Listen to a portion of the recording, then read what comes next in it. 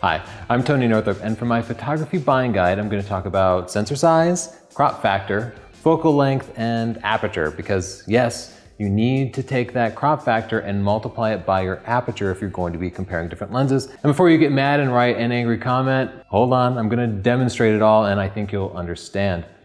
So before I explain it, I'll demonstrate it. Attached to the camera here, I have a zoom lens set to 100 millimeters and a full frame camera, a Canon 5D Mark II. So I'll take a picture of my lovely bride here. And then I'll take this body off without adjusting the lens at all. Now I'll put the crop body on. This is a Canon 7D, which is an APS-C camera, so it has a slightly smaller sensor. Now I'll take a picture with this camera.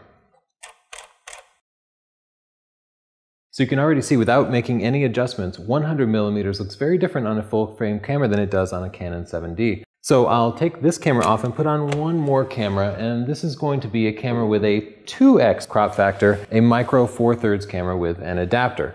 So I'll put it on here, and again we'll use the same settings.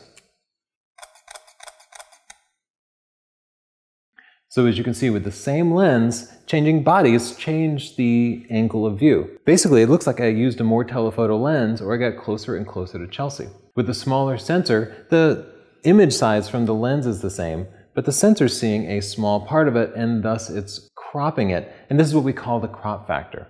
So full frame cameras don't have a crop factor. You don't need to multiply anything. If using an APS-C Canon camera, they have a 1.6x crop factor. Therefore, this 100 millimeter lens became a 160 millimeter lens. If I were to put a Nikon APS-C body on there, like a D3300 or a D7100, it would become 150 millimeters because Nikon bodies have a 1.5x crop factor. Micro 4/3 cameras have a 2x crop factor, so when I put it on here, this 100 millimeter lens began to act like a 200 millimeter lens.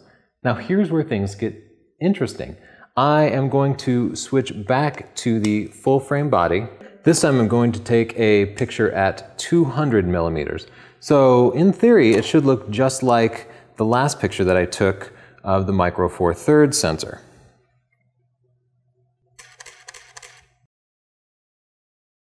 Now as we compare the full frame camera at 200 millimeters to the micro 4/3 camera at 100 millimeters, we do see that they cover about the same angle of view. You see Chelsea's head and shoulders and about the same amount of the background. But if you look at those two pictures, the background doesn't look the same at all, does it? You see a lot more background blur on the full frame camera. That's because when you apply the crop factor to go from 100 millimeters to a full frame 200 millimeter equivalent, you also have to multiply the aperture. So that's what 200 millimeters at f2.8 looks like on a full frame body. And as you can see, the background is blurred much, much more. I also had a lot better image quality because the camera settings don't change. Your shutter speed, your ISO, and your f-stop number will all be the same. But the smaller sensor of an APS-C camera or a micro 4/3 sensor will introduce a lot more noise because they're gathering a less total amount of light. You'll get the same amount of light per square inch of the sensor, square centimeter, but each pixel, if they have the same number of megapixels, will be getting much less light because there's simply less sensor size. We can adjust for both of those things if we remember to multiply the crop factor by the aperture. Now, that micro 4/3 sensor had a crop factor of 2. So I'm at f2.8 now. I'll up this to f5.6. Increasing my f-stop number from f2.8 to f5.6 gave me basically the same amount of background blur, the same bokeh. So that's why you multiply the aperture times the crop factor, because it allows you to compare lenses and the amount of background blur that you'll be able to get. This is a really important consideration if you're shopping different camera systems or different lenses. For example, in the micro 4/3 world, a lot of people think that that 45 millimeter f1.8 lens provides the same image quality as the full frame 85 millimeter f1.8 lenses because they have a 2x crop factor, so they multiply 2 times 45 millimeters and they think the lens becomes 90 millimeters f1.8.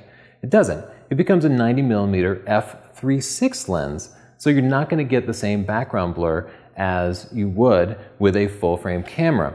But if you do remember to multiply it, you'll have much better comparisons. For example, you can, in the Fuji world, you can get a 56mm f1.2 lens. That seems like a very fast lens, but when you multiply that 1.5x crop factor to it, it becomes about an 85mm f1.8 lens. Therefore, if you have a full-frame Canon and that 85mm f1.8 lens, and your friend has a Fuji and that 56mm f1.2 lens, you can shoot side by side and you'll have similar background blur as long as you're both shooting wide open. If you both shot at f1.8, you'd have completely different results. I'd also like to talk about image quality.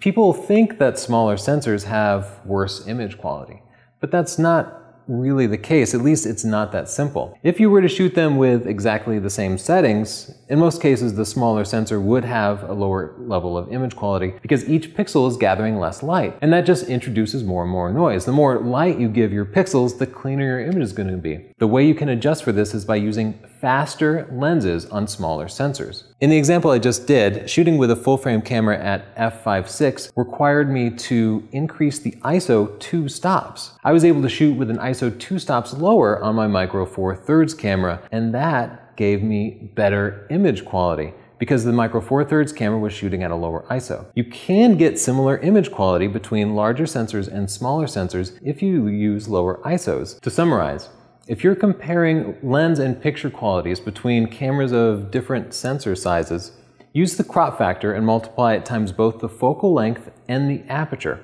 This will allow you to reliably predict the angle of view and the depth of field. It'll also give you a better sense of the absolute image quality by allowing you to better estimate the total amount of light that each pixel in the sensor will be receiving. It does not impact the actual exposure settings on your camera. In fact, when you apply that crop factor to the aperture, you'll end up using a lower ISO on your smaller sensor, but that will improve the picture quality and give you image quality results that are closer to the full frame equivalents. I'd also like to put out a plea to camera manufacturers to become more honest with how they present crop factors, because so often camera manufacturers will apply the crop factor to the focal length but not the aperture. Because if you have a smaller sensor, multiplying that crop factor by the aperture makes the lens seem slower and worse, but it's more accurate and it's more truthful. And as a buyer, you deserve to know how to compare absolute picture quality between different lenses and different sensor formats. If you'd like more information about this, please check my photography buying guide. If you're interested in actually taking great pictures and learning photography techniques, please read my book, Stunning Digital Photography. If you like this video, click like, and if you want to see more free videos, click subscribe down below. Any questions, just add a comment and I will address it. Thanks so much.